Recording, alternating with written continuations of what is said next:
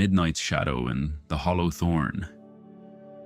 On the coast where the west of Ireland dissolved into foam and wind, there stood a small village that barely appeared on maps and yet lived with the ancient certainty that the land still remembered it. The houses, low and whitewashed, huddled close together like tired sheep at dusk. Beyond the stone walls, heather grew wild, and the muddy paths kept the shape of footsteps even after the rain, as though the ground had no wish to forget anyone.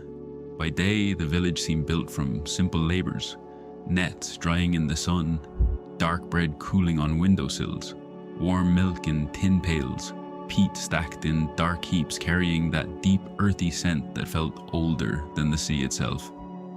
But when twilight came, when the sky turned violet grey and the gulls fell silent, everything shifted in some subtle way.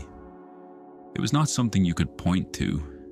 It was more like a murmur beneath things, a faint tremor in the grass, a sense that the hedges, the stones and the streams were breathing with a different kind of attention. In that place, everyone knew, without much need to say it aloud, that some paths were not always paths, and that hollow hills burned with invisible halls beneath them. They knew that certain flowers should never be picked at dusk, that some glades belonged to those who paid neither rent nor tribute, yet demanded respect all the same. Small bowls of milk were left near certain white thorn trees. Greetings were murmured when passing certain mounds, and when the wind carried music from where no house stood, the wisest villagers lowered their heads just a little and kept walking, neither too fast nor too slowly. In one of those houses lived Nessa, daughter of a weaver and of a man who had known the sea better than the land. She was no longer a child, though she still carried on her face that quiet brightness of those who listen more than they speak. Her hands were slender and diligent, roughened by wool, cold water, and the seaweed baskets she gathered along the shore. Her neighbors said she was calm. Her mother said she was good. Old Maren, who could read omens in smoke, said something else, that Nessa carried too heavy a shadow for someone whose footsteps were so light.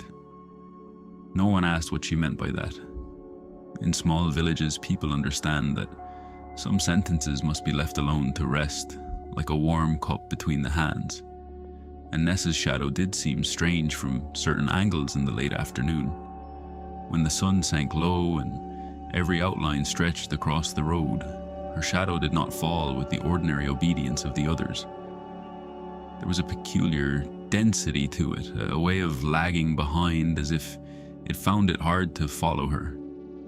Sometimes, climbing the hill to the well, Nessa felt a tiredness that did not come from the body. It was a finer, more stubborn weariness, as though someone had filled her pockets with invisible stones, as though with every step she carried words she had never spoken and tears she had hidden so many years that they had become part of her bones.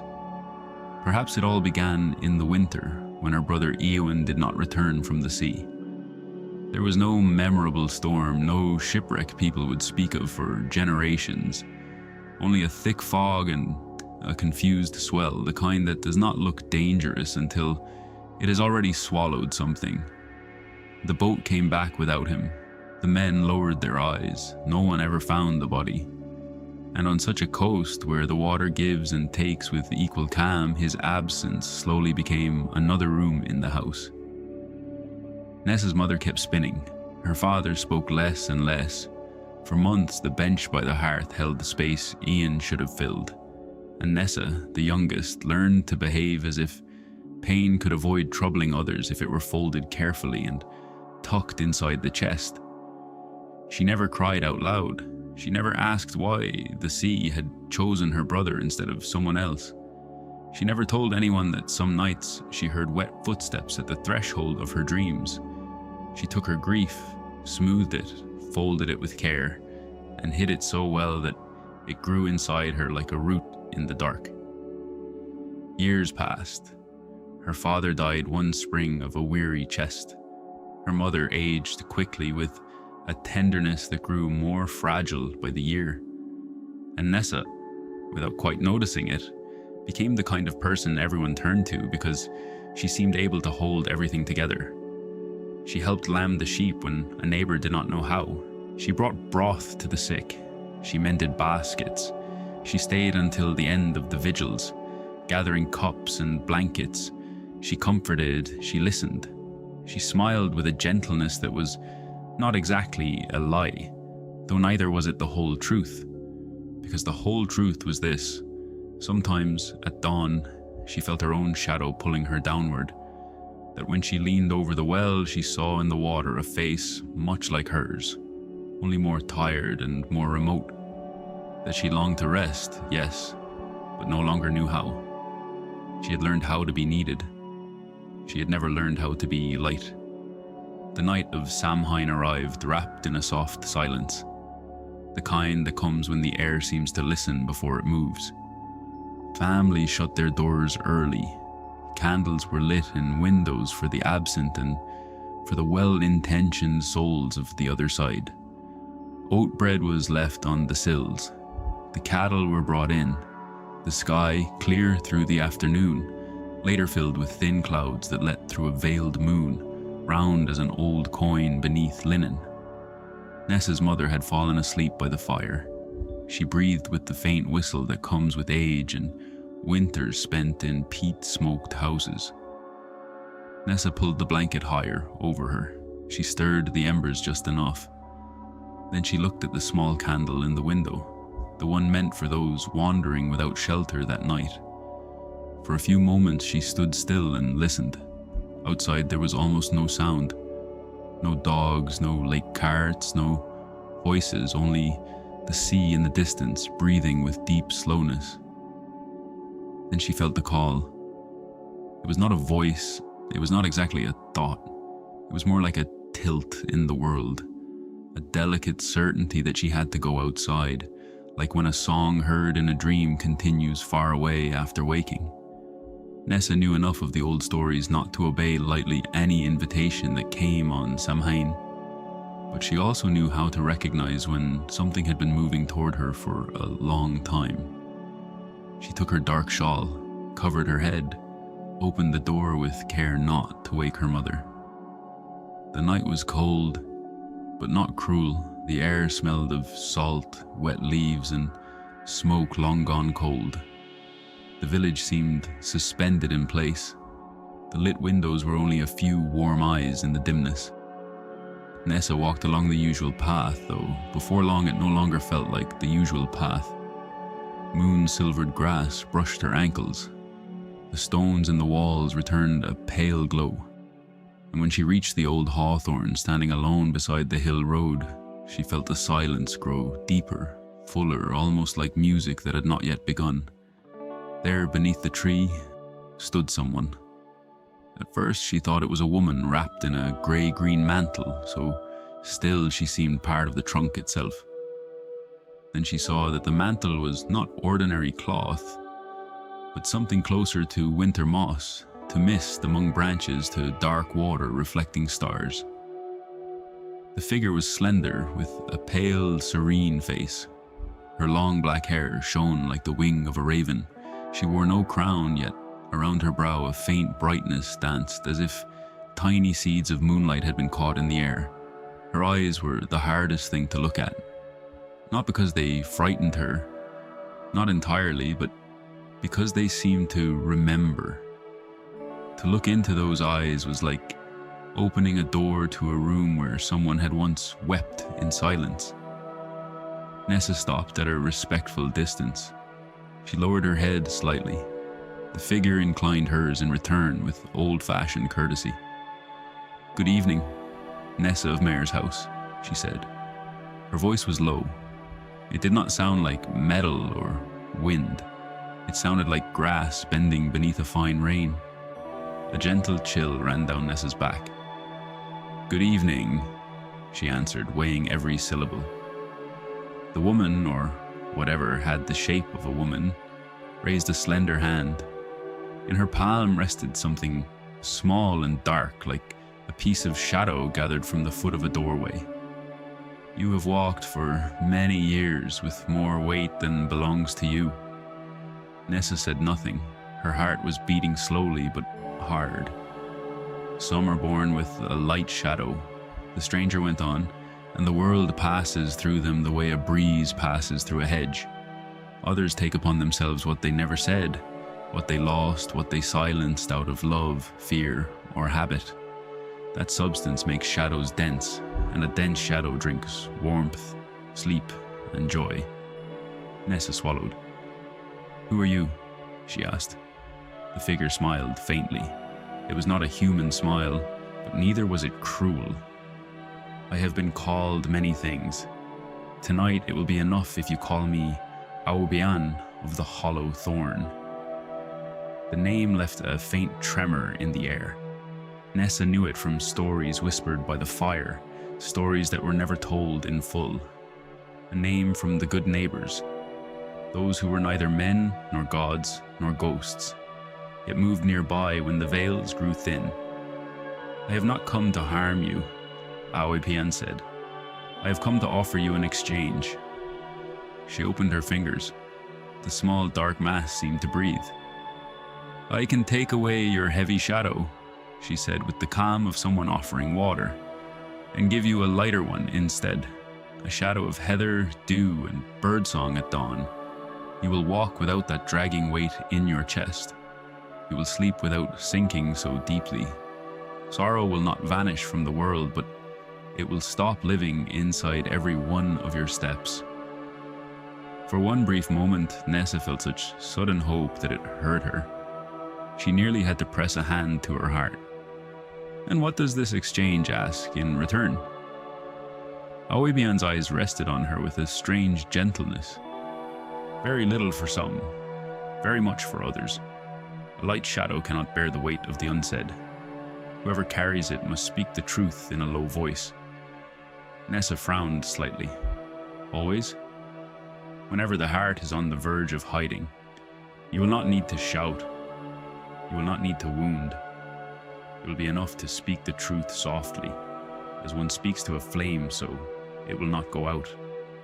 But you will not be able to keep silent about that which, if left unsaid, would make you heavy once more." The thorn tree creaked softly. Far away, the sea kept breathing. "Think carefully," said the fairy. "There are entire lives held together by kindly half-truths. There are homes where silence looks like kindness. There are griefs that stay asleep only because no one names them. Lightness carries a simple price, but a constant one." Nessa looked at the ground. Her shadow, stretched at her feet beneath the veiled moon, looked darker than the earth itself. To speak the truth in a low voice. It did not sound like punishment. It did not sound like a cruel trial. And yet something in that condition unsettled her more than any threat could have. Because she knew the power of what is left unsaid. She had lived inside it for years. She had kept peace in her house with silence. She had protected her mother with silence. She had protected herself with silence until she no longer knew where prudence ended and fear began.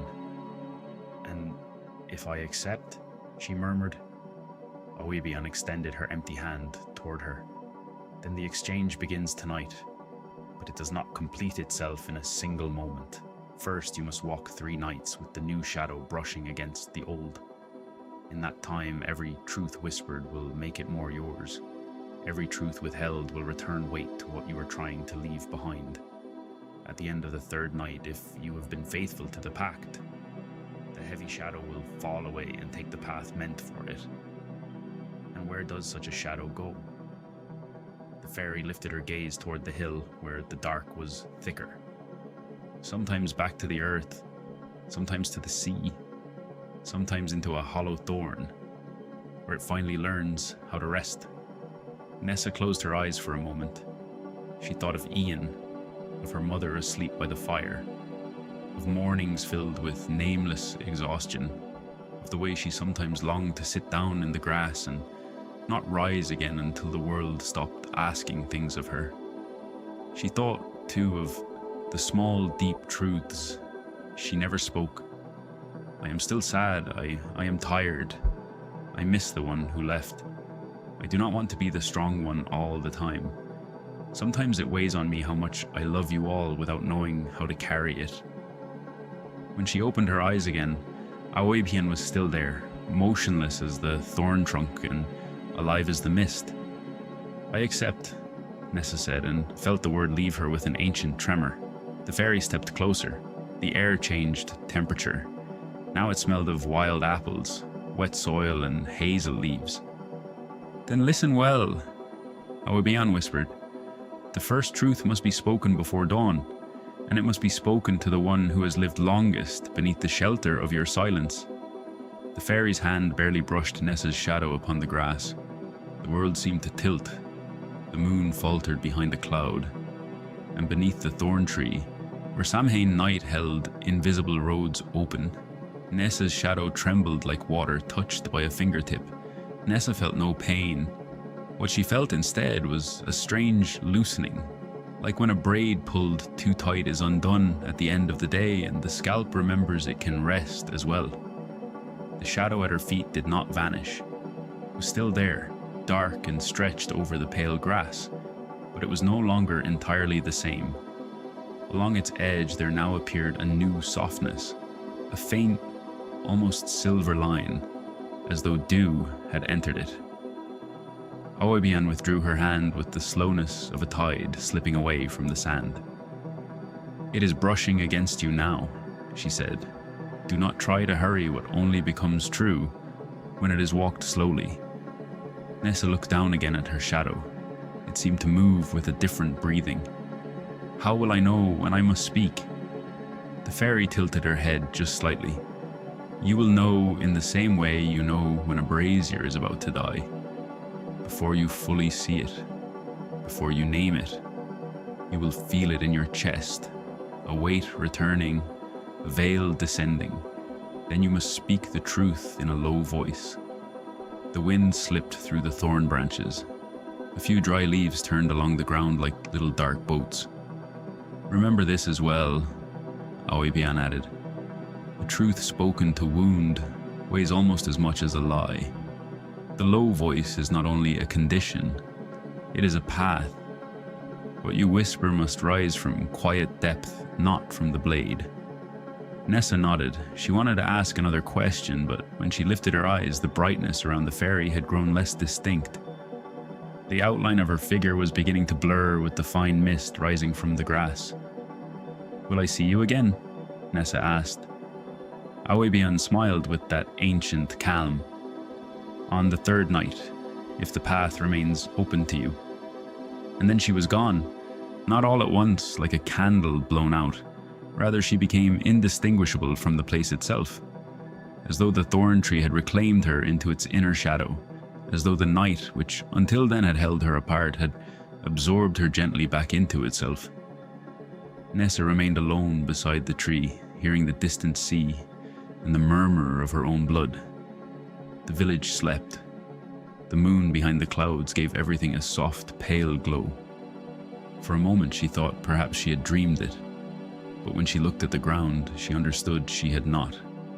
Her shadow was still there, and in it remained that faint edge, a glimmer of something new that did not fully belong to this world.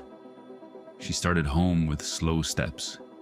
The road back seemed longer and, at the same time, more familiar. She could make out the smell of damp smoke on the roofs, salt in the walls, cold earth turned by the afternoon rain. Far off, she heard the sleepy bleat of a sheep.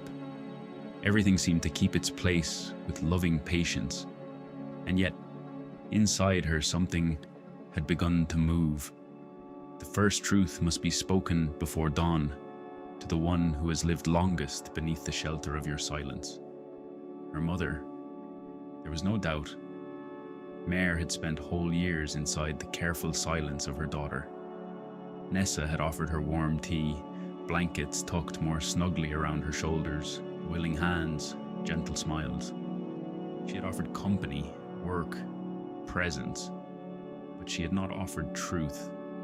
Not the whole truth, not the kind that trembles, not the kind that can break the peaceful air of a kitchen and Leave grief exposed, the grief both of them had tried so neatly to fold away. When she reached the house, she pushed the door open quietly. The warmth of the hearth greeted her with that breath of ash and peat, so like childhood. The candle still burned in the window, now reduced to a small, steady flame. Her mother still slept by the fire, head tilted, one hand open on her wool skirt. Nessa set down her shawl. She knelt to fit a small stick among the embers.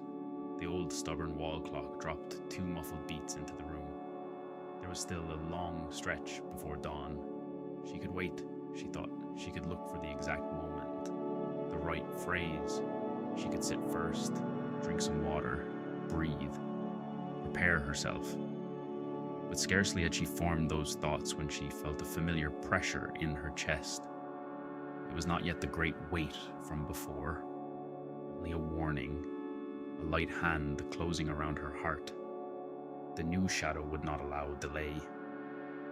Nessa rose slowly. She went to her mother and laid a hand on her shoulder. "Mother," she whispered. Mare opened her eyes with the slowness of someone returning from very far away. She blinked several times, disoriented by the dimness and the warmth. "Nessa, has something happened?" Her voice was rough with sleep, but kind. Always kind. That weary kindness made Nessa's eyes burn. She sat down on the bench beside her. For a moment she looked at the embers. They were red at the center, black at the edges. They breathed with old patience. The pressure in her chest deepened slightly. Then she spoke. "I'm tired," she said very softly.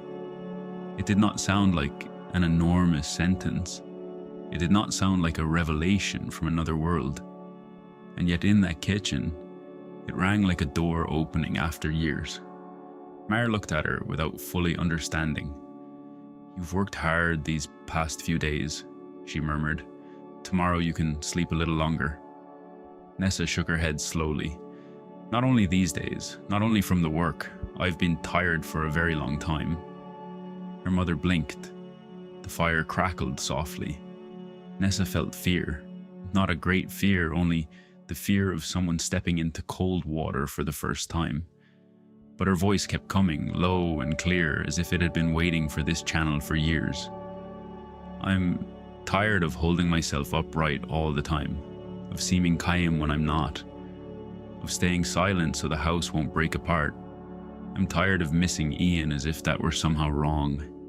I'm tired of you asking if I'm all right and me always saying yes, even when sometimes I feel such a vast emptiness that I can barely breathe inside it." Meyer said nothing at first. Her eyes filled slowly with tears that split the soul to witness. Nessa almost regretted it, almost wanted to pull the words back, to hide them again, to return to the safe old habit of silence. In that very instant, she glanced at the floor. The shadow at her feet had changed. The pale band along its edge had widened a little, as though a fine, luminous water were running through it. She saw it breathe. She felt it grow lighter. Her mother lifted a trembling hand to her mouth. "Oh, daughter," she whispered at last. I thought it helped you not to open it again." Nessa turned shining eyes toward her. "Sometimes I thought so too." Mare lowered her gaze to her own hands, wrinkled and still beautiful in the firelight. For a long while she seemed to listen to something ancient inside herself. "I thought," she said finally very slowly, "that if one of us kept speaking of the sea, of Eowyn, of your father, the other would collapse. And you looked so strong, so contained, so capable. I hid behind that. Perhaps I was cowardly." The word drifted through the kitchen with painful humility. Nessa felt the weight in her chest loosen in an almost physical way, like a rope untied. "I hid too," she replied. "I hid in being useful, in asking for nothing, in never crying in front of you." Her mother let out a broken exhale, part grief, part relief. Then with effort she took her daughter's hand and pressed it between her own. "I've seen you crying in your sleep," she said in a thread of voice, "more than once, and I never knew whether I should wake you or let sleep do for you what daylight never allowed." Nessa closed her eyes. A tear slid down her cheek, warm and silent. It was unlike other tears, not an overflow, a quiet release. They remained that way a long while with no hurry, hands joined and the fire holding the room together. Outside, the night remained deep and closed. Perhaps in some other house there was another daughter awake and another mother unable to fully sleep. Perhaps in the ancient mounds the good neighbors were listening to truth spoken in the voice they loved best. A voice without pride, without theatre, as low as rain in a hedge. Mare spoke first. "I'm tired too, Nessa." Her daughter looked at her tenderly. "I know." "No," the old woman said, shaking her head slightly. "You do not know everything. I'm tired of pretending that old age is only slowness. Sometimes it is fear. Fear of leaving you alone. Fear of having lived too long inside grief and taught you to do the same. Fear that your goodness might turn you to stone." Nessa squeezed her hand. "I won't do it anymore," she whispered, though she did not yet know how to fulfill such a large promise. Mare studied her face as if rediscovering it. "There's something different in you tonight." Nessa thought of the thorn tree, of Oipian, of the new shadow brushing against the old. She hesitated for an instant. Then the truth came on its own. "I made a pact." Mare did not seem surprised, at least not in the way a city woman would have been.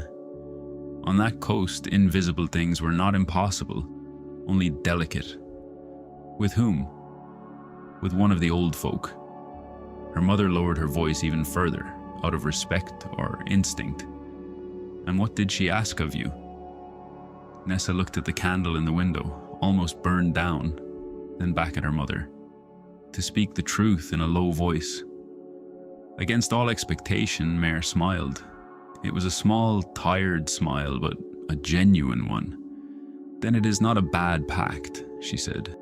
"A difficult one, yes, but not a bad one." The two of them fell silent. This time it was not the silence of concealment. It was a new silence, spacious enough to hold the words already spoken without needing to smother them at once.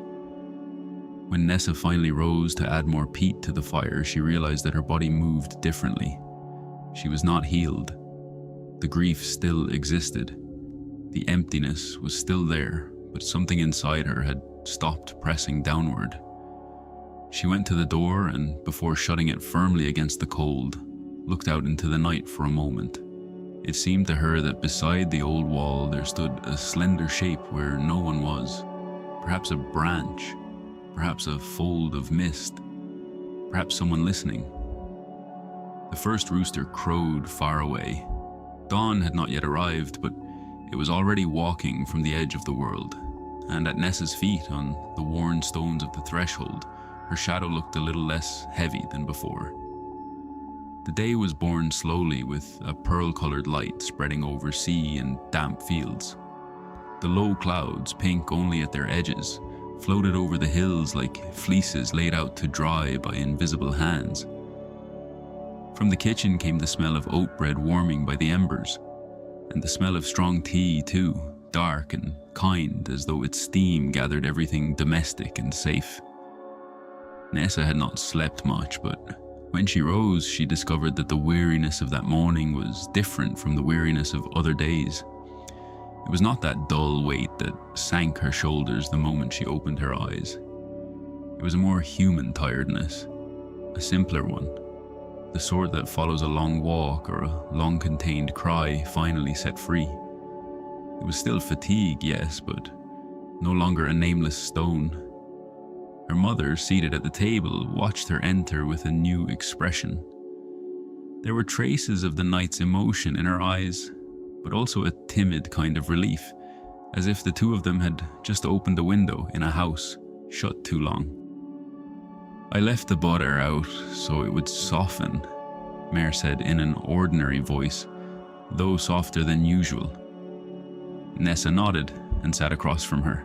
For a while she spread butter on bread in silence, listening to the quiet crackle of the fire and the touch of wind on the whitewashed wall.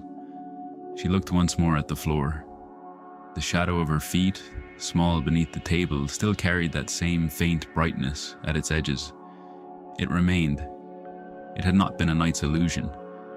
When she raised her eyes, she found her mother watching her. "You slept a little," Mare murmured. "Enough." The old woman smiled faintly. "So did I." It was strange, Nessa thought, how two words so simple could say so much when habit was no longer wrapped around them. They ate without hurry. They spoke little, but not out of discomfort. Between them there was now a deeper, truer quiet. Then morning arrived with its tasks. In the village, even after a night when invisible paths had opened, the day still demanded practical gestures. Chickens had to be fed, water carried, clothes hung when the wind allowed it. Nessa took the pails and set out toward the well. The earth still held the night's moisture. Wet grass brushed the hem of her skirt. Somewhere high above, a skylark began to sing as the sky slowly cleared. In the distance, a dog answered with two lazy barks and fell silent again. As she walked, a few neighbors greeted her from doors and yards. Nessa returned each greeting with her usual gentleness. No one seemed to notice anything different in her. And yet as she moved along the path, she felt that her step had a slightly looser rhythm, as though something had given way in an invisible bond. At the well stood Brid, the carpenter's widow, filling a clay jar. Her cheeks were reddened by the cold air, her fingers cracked by soap and winter. She was a good woman, quick with work and quicker with words, also quick to notice what others preferred not to name. "You look better today," she said when she saw Nessa. "So Samhain did not steal your sleep after all." Nessa set her bucket beside the stone rim. The usual answer would have been easy. A smile, a simple, "I slept well enough." Something light to let the remark pass without opening anything. At once she felt the warning in her chest, small, precise.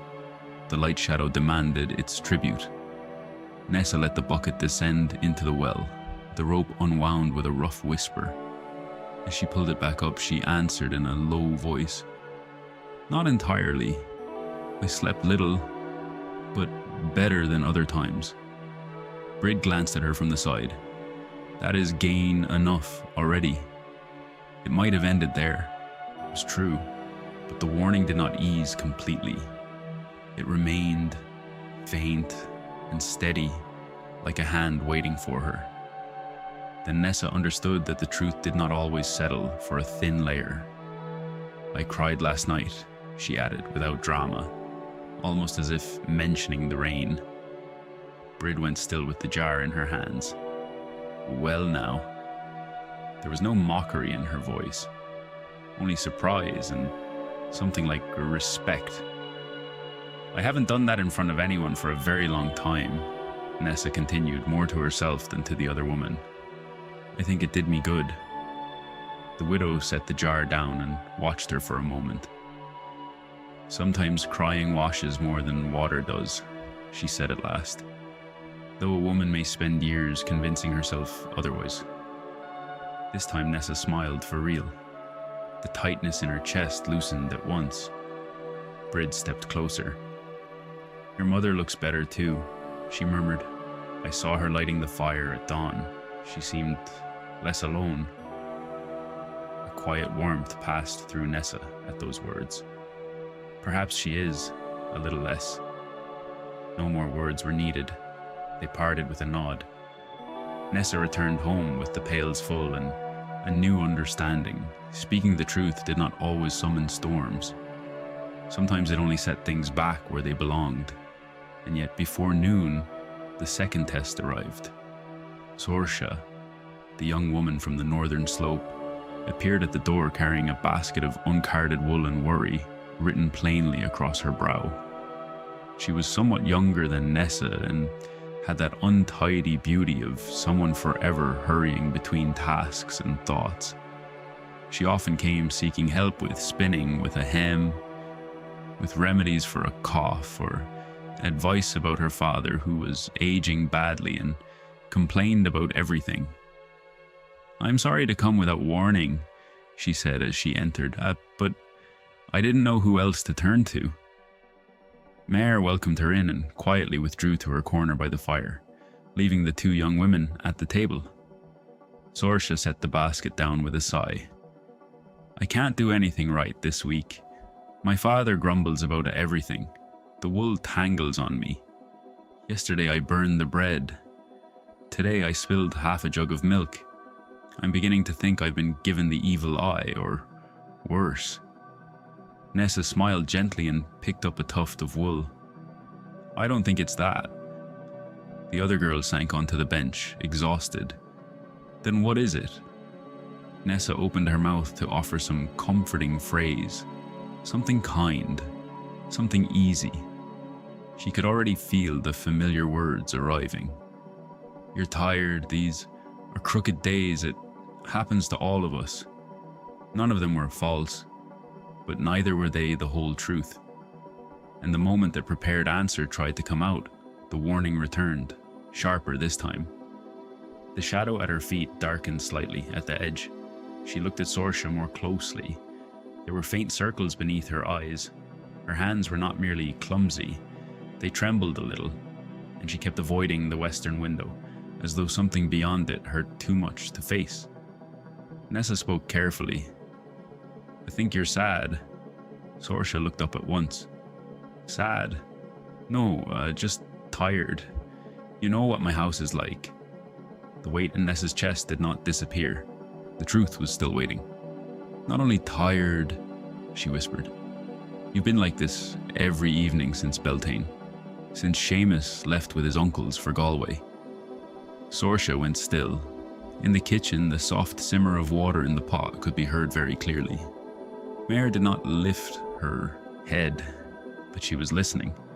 The young woman let out a small, fragile laugh that lasted less than a breath. "Don't be foolish," she said. "We were hardly more than friends." Nessa felt the shadow on the floor pull again, demanding complete honesty. Not toward harshness, but toward clarity.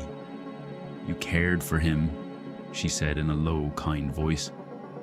"And I think it hurts you that he left without saying whether he would come back." Saoirse lowered her gaze. Her fingers tightened around the edge of her skirt. For a few moments she seemed to brace herself with useless stubbornness. Then her face came undone very slowly, like a knot soaked through. "Yes," she admitted in a thread of voice. "It hurts, and I'm ashamed that it hurts this much. He never even promised me anything."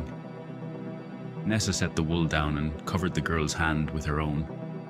Things do not need a promise to leave an emptiness when they go. The young woman drew in a deep breath, her eyes filled with tears. "I thought if I didn't say it, it would pass faster." Nessa felt a deep tenderness rise in her, born not only from seeing the other girl clearly, but from recognizing herself a little in her too. Sometimes silence only makes it last longer. Saoirse nodded and the tears finally fell, quiet and unadorned. From her place by the fire, Mare stretched out an arm to offer a clean cloth without saying a word. Saoirse took it gratefully. They stayed there for a while. Not in some grand scene, but in that modest intimacy of kitchens where sorrow finds a bench, a fire, and someone who does not step away. When Saoirse could finally speak again, there was less of a knot in her voice. "You're different today, Nessa." She smiled faintly. "Perhaps. Before today, you would have told me not to worry, to make bread again, and let time sort out the rest." Nessa lowered her gaze to her hands. "Before today, I was afraid to name certain things." Saoirse looked at her with a mixture of gratitude and curiosity. "Well, today, you were right." The moment she said it, something changed again. Nessa felt it before she saw it. She looked toward the floor. The shadow at her feet had gained another thread of brightness. It was not luminous like flame, nor bright like sunlight on water. It was a soft lightness like the glow of dawn before the day fully arrives. After Sorka left, calmer than before, Nessa stepped out onto the threshold for a moment. The western wind carried the smell of seaweed and distant rain. Clouds drifted low over the sea, casting moving patches over the hills. It was only the first full day of the pact, and already she understood that the difficulty did not lie in speaking great, rare, solemn truths. It lay in those small, constant ones that habit quietly pushes aside in order to keep functioning. In recognizing grief when it appears, affection when it is offered, fear when it guides a choice, weariness when it settles in, longing when it calls, the truth in a low voice. Not as dramatic confession, but as a way of walking. By late afternoon, as the sky began to darken, Nessa suddenly felt a soft chill run down the back of her neck. It was not unpleasant. It was a sign. She looked toward the thorn-covered hill. Between the grass and the first thin mist, she thought she saw a tiny figure, scarcely taller than a child, dressed in dark leaves. It stood completely still, watching her. The moment Nessa narrowed her eyes, it stepped back and vanished as though the air itself had drunk it in. The old people were watching, and the second night was drawing near. Rain came at dusk with an almost musical delicacy. It was not a storm, there was no thunder, no violent gusting, only a fine, persistent curtain that blurred the outlines of the world until the village seemed gathered into itself like a small creature curled beneath a grey blanket. The roof answered with a soft drumming. Puddles trembled in the yard, and the whole air filled with that deep scent of wet earth, damp peat, and washed stone that seemed to cleanse the mind as well. Inside the house, the fire burned without hurry. Mare mended a sleeve by the light of the hearth. Nessa carded wool at the table, letting her hands keep a steady rhythm that calmed her. Outside, night thickened slowly. Now and then a gust of wind made the window frame creak before withdrawing again, like a courteous visitor unwilling to intrude too much. They did not speak much in the first hours. There was no need. The silence between them was no longer crowded with corners and effort. For the first time in years, it held the quality of rest. And yet as darkness closed more tightly around the house, Nessa began to feel that something was calling her again, not with the strange urgency of Samhain night, but with a subtler insistence, like a thread gently tightened in her chest, as if the second night of the pact had recognized its hour. She set the wool down. Her mother lifted her eyes at once. "You're going out." It did not sound like a question, it sounded like understanding. Nessa nodded. "Only for a little while, I won't be long." Mare held her gaze for a few moments, then she laid her mending in her lap. "Be careful with what has no name." Nessa stepped close and kissed her forehead tenderly. "I will." She wrapped herself in the dark shawl and opened the door. The rain met her with patient coolness. The drops, small and slanting, immediately caught in the wool and on the ends of her hair. The road up to the hill was barely a darker stripe among the wet grass. The night was not entirely black. A milky light hidden behind the clouds still allowed her to make out walls, hedges, and boulders like the backs of sleeping beasts. Nessa walked slowly, hearing water running in the ditches and the soft sock of mud beneath her shoes.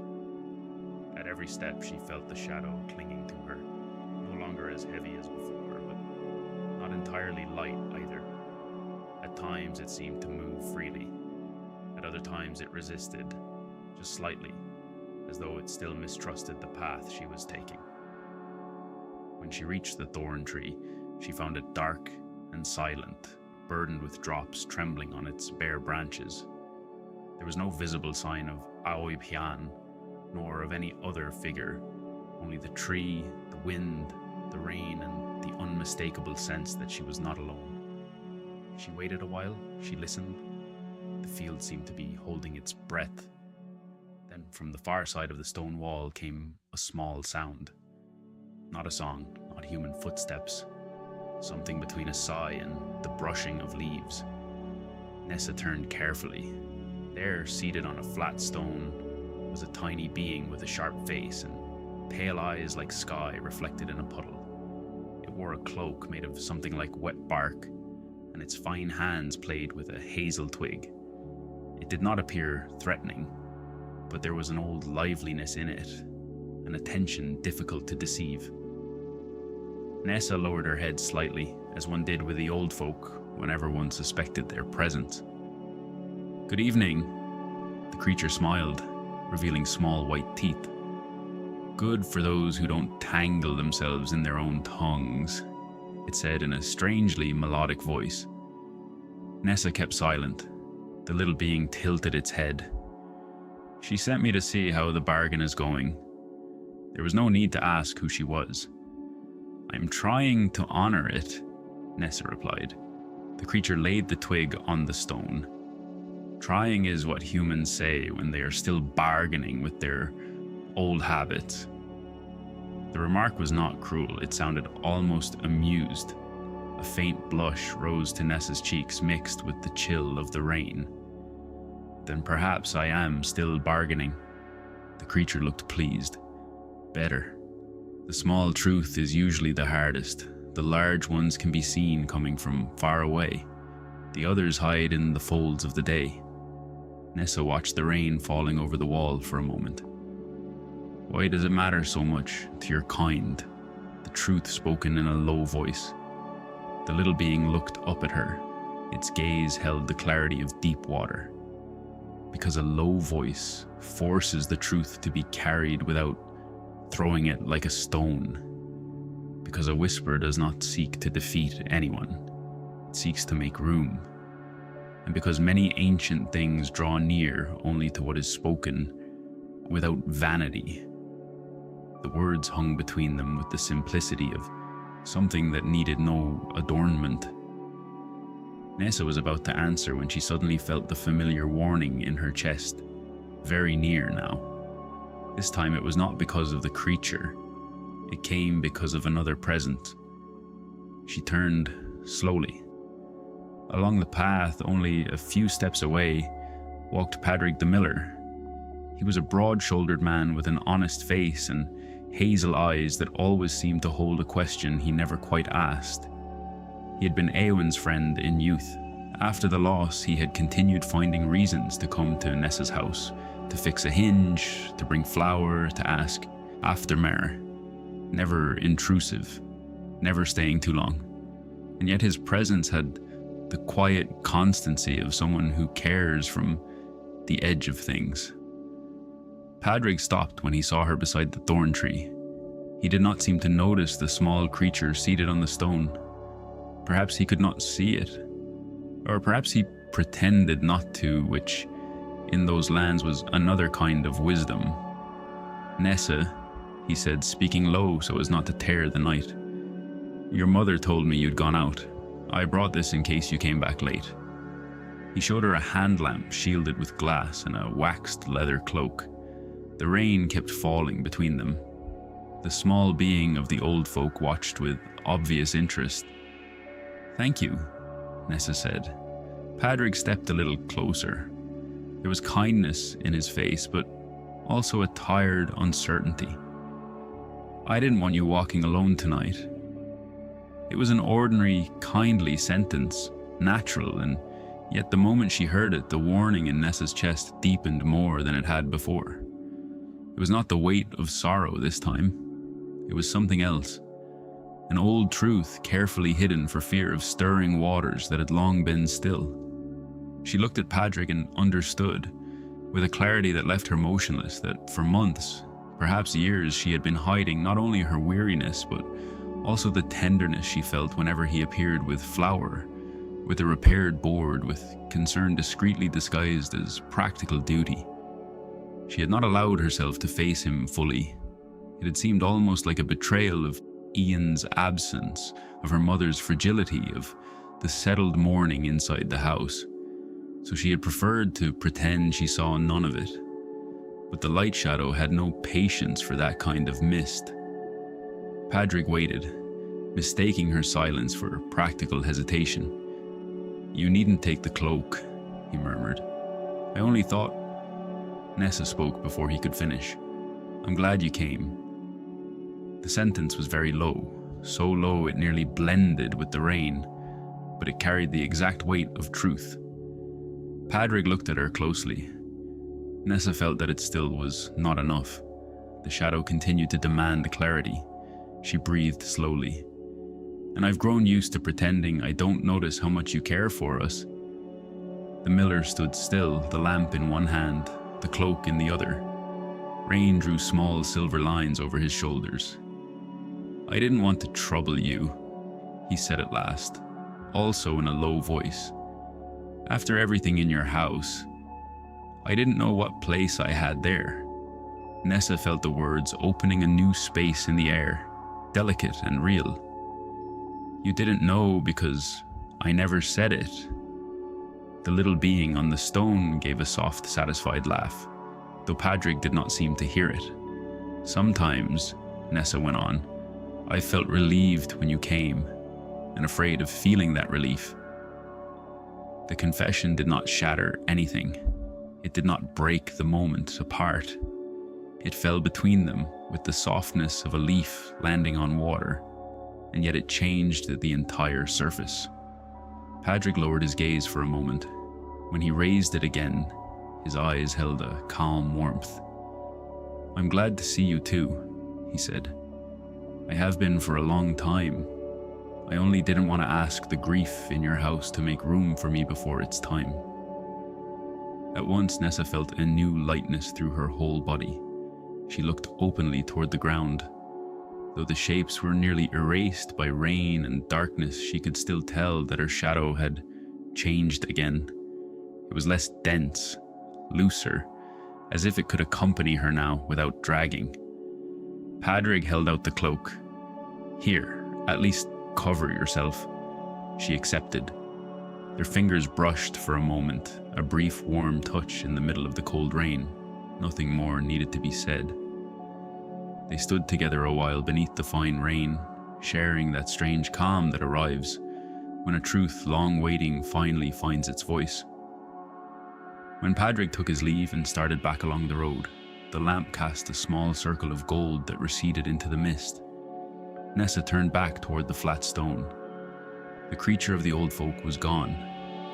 In its place lay a hazelnut split neatly in two, as if left there as a sign or a tiny blessing. Nessa picked it up carefully. She slipped it into the pocket of her shawl. Then she lifted her eyes to the dark thorn tree, still receiving the rain with the patience of things that have seen many winters pass. Tomorrow would be the third night, and with it, the fulfillment of the exchange. The third day dawned clean, as if the previous night's rain had washed not only the roads, but the deeper air itself. The sky held a pale newborn blue, and over the fields thin strands of mist still slept, waiting for the sun to dissolve them slowly. From the coast came the bright scent of a calm sea. The stones in the walls, still wet, returned a soft light, and in the deeper puddles floated white fragments of cloud, as though the sky had wanted to rest a while upon the earth. Nessa went out early with a basket on her arm to gather branches the rain had not completely soaked. She walked along the edges of the fields, between bowed ferns and dark heather, hearing in the distance the regular strike of the mill and the murmur of sheep moving as one. With every step she had the feeling that the world had become a little more spacious. Not easier, not entirely, but more breathable. She had spent the night restless, though not with bitter unrest. It was the calm attention of someone who knows that something important will arrive with darkness. In her pocket, she still carried the split hazelnut, and every time her fingers brushed it, she remembered the clear gaze of the small creature in the rain and its words. The small truth is usually the hardest. Through the morning, several neighbors crossed her path. There were greetings, remarks about the weather, some comment on the northern road. Nessa answered without hiding and without forcing herself. She could feel that the truth in a low voice was beginning to seem less like an obligation and more like a new way of holding life in her hands. And yet the deepest moment of that day did not come on the path or on the hill, but in the house shortly after midday. Mare sat by the window mending an old sheet with that careful hand the years had made slower but no less elegant. Sunlight fell over her grey hair, and for a moment Nessa saw clearly the woman she had once been, before weariness, before prolonged grief, before the winters had piled upon her. She saw the young mother who laughed when she returned from market, the wife waiting for the boat by the shore, the woman who had once had 2 children and a house full of voices. The warning in Nessa's chest came then, soft but unavoidable. She sat across from her mother. Mare looked up and let the needle rest against the cloth. "You have something to say?" Nessa smiled faintly. "Yes." They looked at one another with the calm of those who no longer entirely fear what may open between them. "I have thought about Eowyn a great deal," Nessa said, lowering her voice by instinct and by choice. "Much more than I ever told you. But today I have thought something else as well." Her mother waited. Nessa breathed slowly. "I've been living as though staying sad were a way of being faithful to him." The needle slipped a little between Mare's fingers. It did not fall, but nearly did. Nessa continued with the same softness. As if letting go of some of the weight would mean forgetting him. As if smiling for real or wanting something new or resting might mean that I loved him less. The old woman closed her eyes for a moment. When she opened them again, they were full of ancient sorrow and immense tenderness. "I did the same thing," she whispered. "With him, with your father, with my whole life." Nessa felt something deep inside her loosen, deeper than with the other truths. It was like an old root finally letting go of the earth. "I don't want to keep doing it," she said. "I don't want to use sorrow as the only way to love the ones who are gone." Mare set her sewing aside. She leaned toward her as far as age allowed and took Nessa's face between her hands. "Then don't, my daughter." The old woman's voice trembled but did not break. "The dead do not ask that of us. We invent it ourselves because we fear joy will erase their footprints. But it does not. Nothing true is erased that way." Nessa closed her eyes beneath those beloved hands. The warmth of her mother's palms, the light in the window, the scent of thread, soup, and dry peat suddenly composed such a clear feeling of home that her eyes filled. "I would like to live lightly without feeling guilty," she said in a thread of voice. "Then live," Mare answered, "and when you do, speak their names with love. That is enough."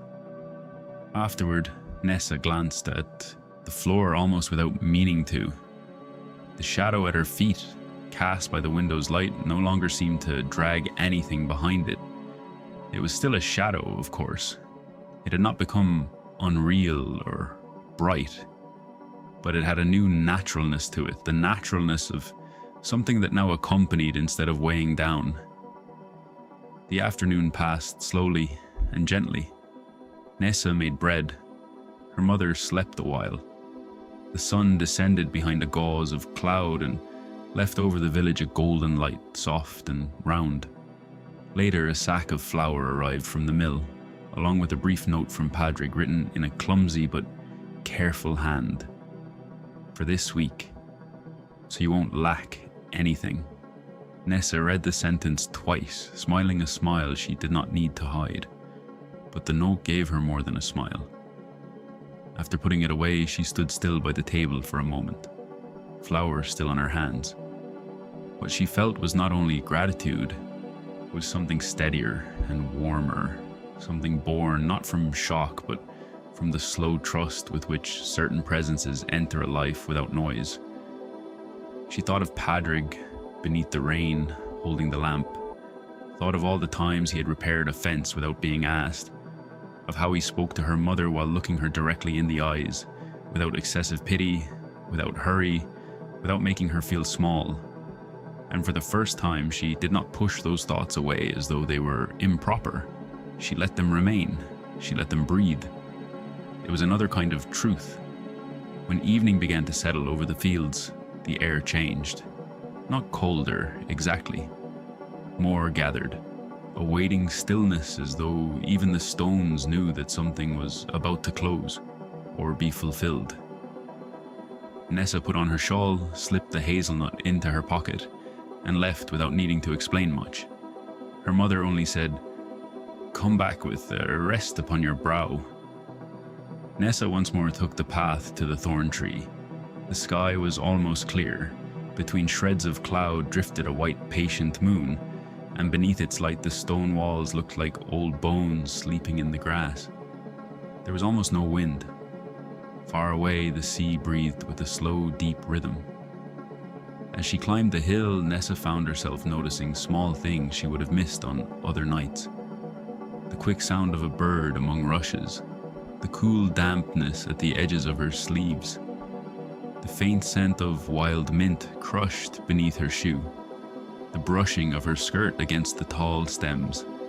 Everything seemed to be telling her, without words, that the world was also made of such smallnesses, and that no sorrow had the right to blind her to them completely. Halfway up the path, she paused and looked back toward the village. From there, the houses looked like little islands of lime wash and shadow. A few lit windows shone in the distance like amber beads. Her own was one of them. Inside sat Mare, perhaps with her hands around a cup, perhaps listening to the fire, perhaps thinking of the years already lived with that calm sadness age sometimes leaves behind. And Nessa felt then a deep, simple gratitude without ornament. Gratitude for still having a house to return to, for still being able to say mother in the present tense, for bread on the table, for the known coastline, for the names that still remained around her. Then she continued. When she reached the tree, Aoipian was already there. She did not seem to have arrived from anywhere. She simply was, as though she had always belonged to that place between shadow and light. Her mantle held the color of mist over marshland. Silver reflections tangled in her dark hair. Her quiet, deep eyes looked at Nessa with something close to approval, though among the old folk that word never quite covered it. "You have come lightly," she said. Nessa lowered her head. Lighter than before, Aoipian extended one hand toward the ground. "Look." Nessa's shadow stretched at her feet, and the moonlight was now fine at the edges, supple, serene. Beside it, barely apart, was another darker shape, like an old skin slipping away without sound. It was not monstrous or terrible, only dense, worn out, made of years of silence, unnamed grief and love carried on the back. Nessa looked at it with an emotion difficult to explain. She did not feel revulsion, she felt compassion. "That was me," she murmured. Aoipian inclined her head. "That was the form in which you carried what you did not know how to carry. There is no shame in that." The heavy shadow trembled softly, as if moved by a current that did not belong to the air.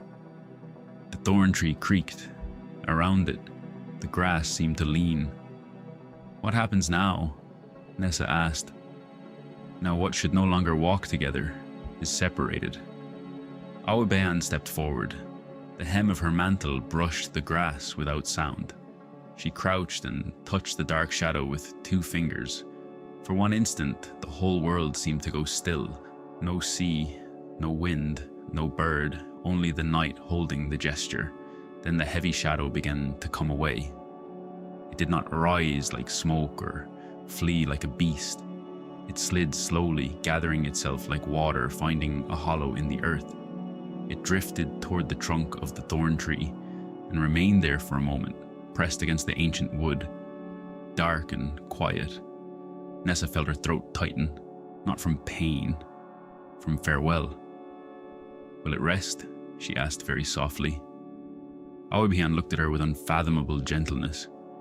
"Yes, now that it has been named." The old shadow grew finer still and, without leaving any trace, entered the blackness of the hollow in the thorn. There was no thunder, no violent flash, only the feeling of a deep place closing in peace, like a door finally finding its frame.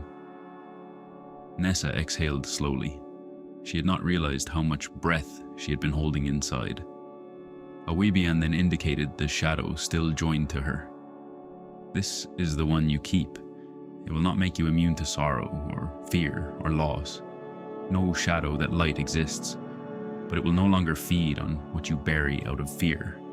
Remember you're part of the pact." Nessa nodded, to speak the truth in a low voice. "Yes, to others when needed, and to yourself, always." Nessa gathered those words as one gathers water in a bowl, but the fairy had not finished. She stepped closer, and around her hands the light grew a touch more visible, as though a tiny moon had stirred beneath her skin. "Many humans believe that weight enters them only because of pain," she said, "and sometimes that is true, but other times the true weight lies not in what happens, but in how it is hidden. A sorrow spoken with gentleness can become livable. A sorrow locked inside silence learns to devour the house." Nessa listened without looking away.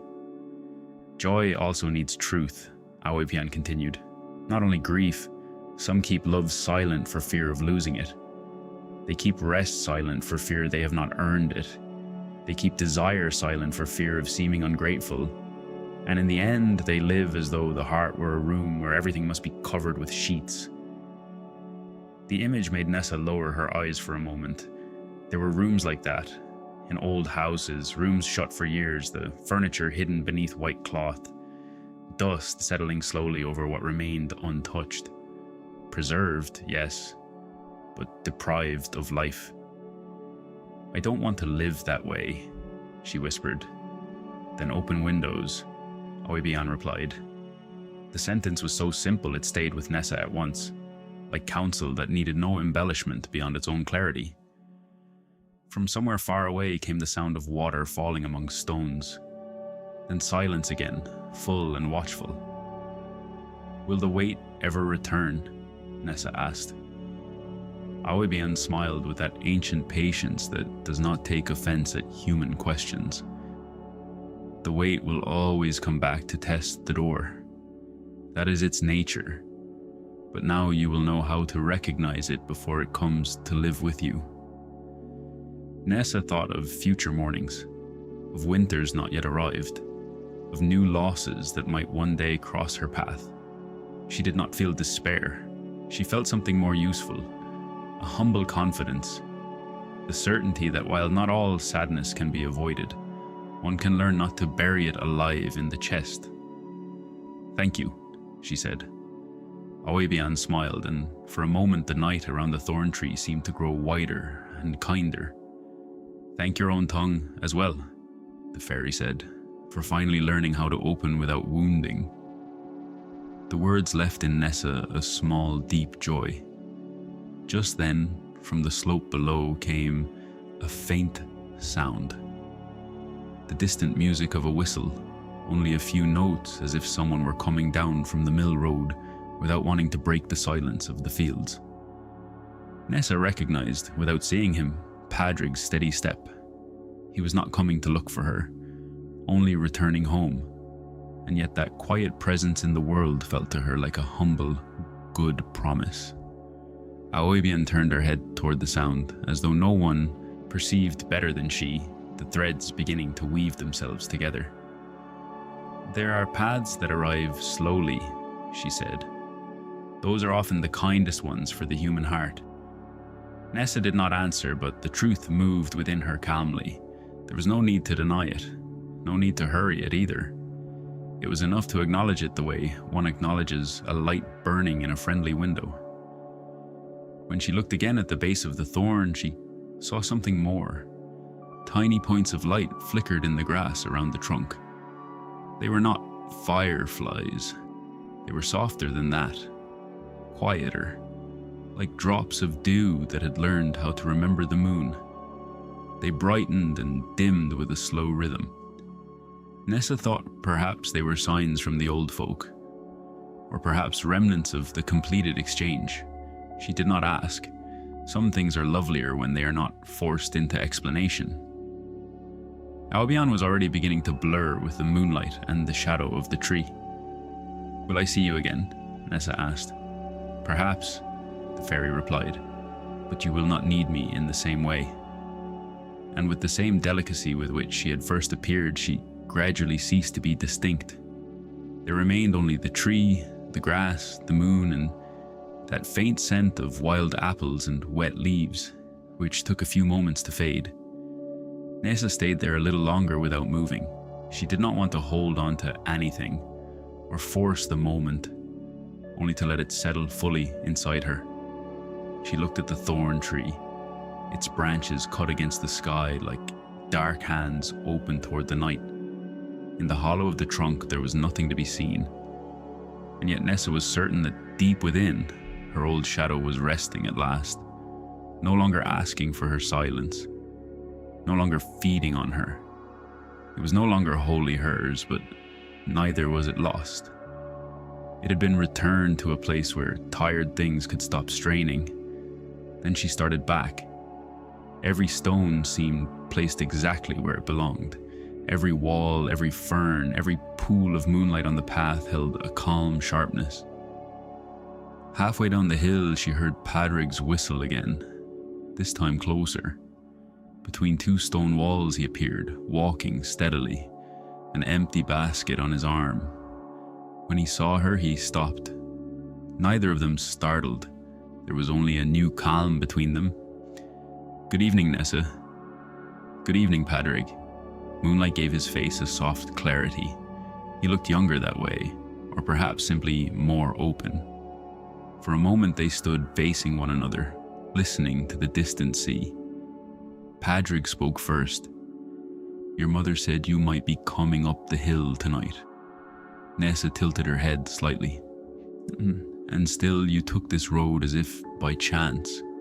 He smiled, a little embarrassed. "I didn't want to trouble you." The warning in Nessa's chest no longer arrived as a demand. It came like a luminous habit. "I'm glad you're here," she said softly. Padrig drew a deep breath, as if that simple sentence had lifted a small weight from him too. "I'm glad to find you." Nothing more was needed. They walked together the rest of the way, slowly, without touching, but sharing the same rhythm. They spoke of the weather to come, of the first frosts that would not be long in arriving, of the new flower, of one of Breed's sheep that seemed determined to knock down every fence in sight. Small things, good things, and beneath each one pulsed the truth already spoken, and because of that there was no need to underline it. When they reached the house, Padrig stopped at the door. "Tomorrow I'm going down to the southern market," he said. "I can bring fine thread for your mother, if she needs it." Nessa held his gaze. "She does, and I'd like to give you something in return." He shook his head gently. "We'll see." She smiled. "Then we'll see." Padrig bowed his head slightly and continued on his way. Nessa waited until his figure disappeared into the dimness. Then she opened the door.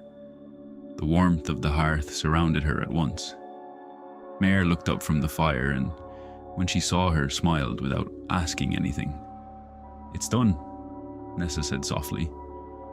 Her mother nodded as though she had understood much more than those two words. That night they ate warm bread and thick soup.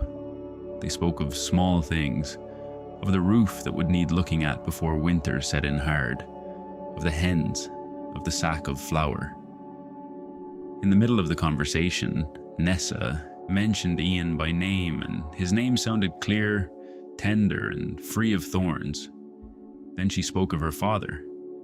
After that, they sat in silence for a while, not with sealed grief, but with quiet memory, Mare took another spoonful of soup and set the spoon down. "Your brother hated nights this still," she said with half a smile. "He used to say the sea was plotting something." Nessa let out a soft laugh, surprised by how naturally it came. And father would answer that the sea was always plotting something, even when it slept. They both smiled. It was the kind of memory that once would have brought an immediate knot to the throat. Now it brought the image first, then tenderness, and only after that a gentle human sadness, bearable and passing. Not a slab of stone, only a small wave that came and went. Later, while they cleared away the bowls, Mare looked at her daughter with calm attention. "You have a different face," she murmured. Nessa laid the cloth on the table. "For the better?" More arrested from within. Nessa thought of the hollow thorn, of Aoipian's fingers brushing the old shadow, of the walk back under the moon. "Yes," she said, "I think so." Before going to bed, she steadied the candle in the window one last time. Not out of old obligation or fear, but out of affection for all things still worthy of a light left burning. The little flame trembled, steadied itself, and held fast. Then she went to her room. The wool mattress gave a faint creak as it took her weight. She pulled the blanket over herself and listened to the house settling around the night. The soft knock of wind against the shutter. Wood easing into itself. A whisper of ash in the hearth. And beyond all of it, through the darkness, the deep, constant murmur of the sea. She thought of everything that had happened since Samhain. The first step outside the house.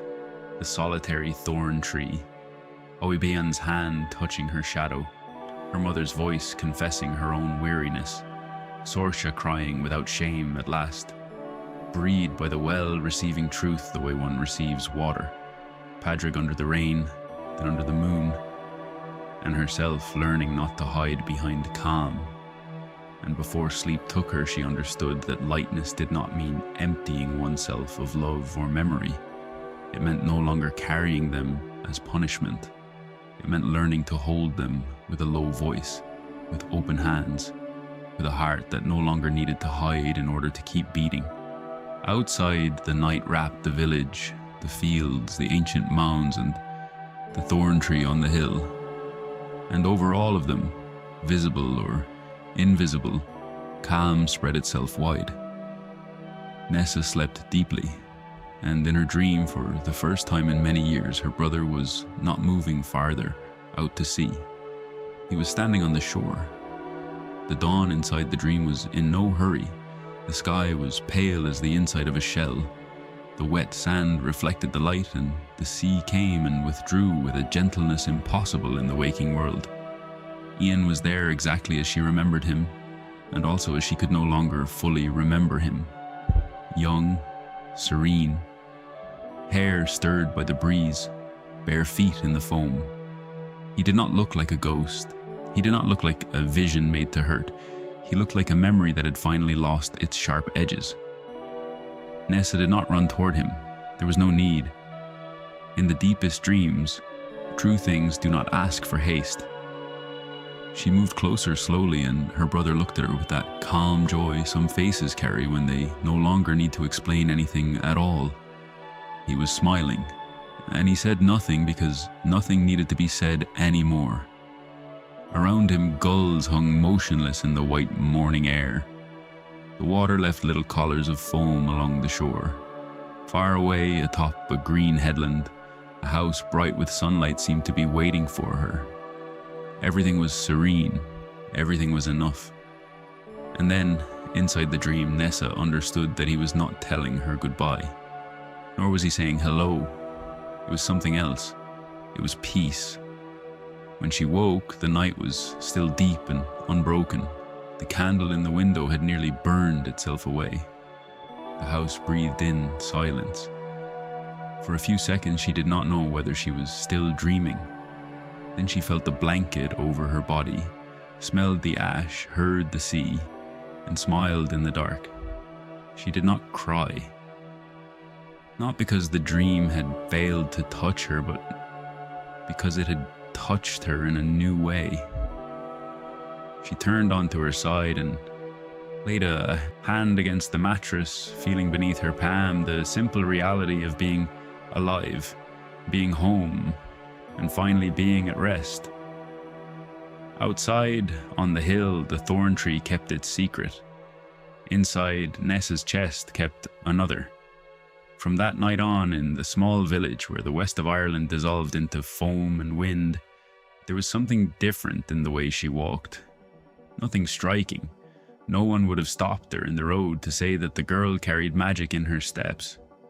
It was a humbler change, a truer one, a serenity without effort, a presence less taught, the bearing of someone who no longer drags an entire room behind her. In time, there were still grey days, days of long rain, of sudden memories, of stubborn fatigue. There were still winters. There was good news and lesser news. Mare aged a little more, though with less shadow in her brow. Saoirse laughed more easily again.